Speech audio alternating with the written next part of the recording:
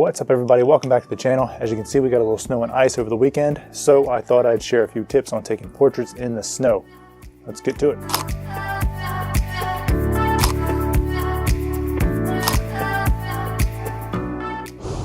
Alright, so the first tip is about planning. Obviously it's cold outside, so the more time you spend planning your shoot inside where it's nice and warm, the better for everybody. Now I'm talking about planning your shots, knowing what lenses you're going to be using, knowing where your light's going to be, knowing your locations and your compositions, prepping all of your equipment properly. That way, when you do come out in the cold, your shoot will go much more efficiently and you can just spend more time actually shooting.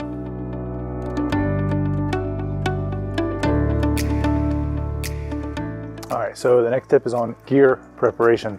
We're going to start with batteries. Now, cold weather and batteries do not get along, so it's best to make sure, first of all, that all your batteries have a full charge and bring extras if you have them. And if you do have extras and you bring them out with you, don't keep them in a bag. Instead, try to keep them in a pocket, preferably in an inside pocket inside your jacket where it's close to your body to keep them a little bit warmer.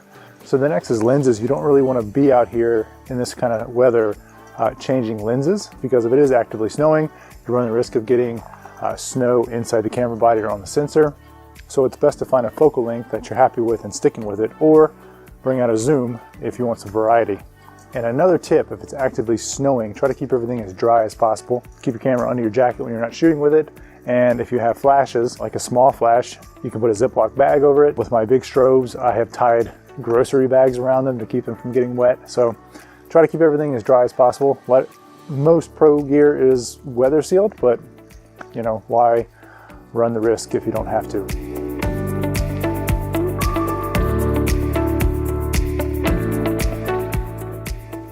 All right, so for tip number 3, we're going to talk about getting your exposure.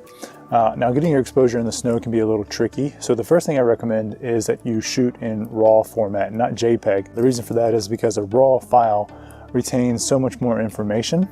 So it allows you to bring back your highlights and your shadows, and that might be something you need to do when shooting in situations like this. So the next thing is getting your actual exposure. Now, I'm a fan of using live view in conjunction with the histogram. What the live view allows you to do is get a visual representation of the actual exposure while still being able to make sure that none of your data is getting clipped on the left or right from looking at the histogram. All right, so tip number 4, we're talking about composition. Typically with snow portraits, we're gonna have snow cover all over the place, and this is gonna be providing a lot of bounce light coming from everywhere.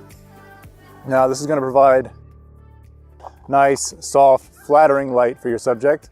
And composition-wise, out in the open, you can pretty much shoot in any direction and get away with it. So another great option is to find some snow-covered tree branches or pines. They can add a lot of nice visual interest. They can also provide some background and foreground contrast, and you can use the tree line as a light flag, which will block some of the light coming from one side, and then you can actually get some highlight and shadow on the face for some nice contrast for the portrait.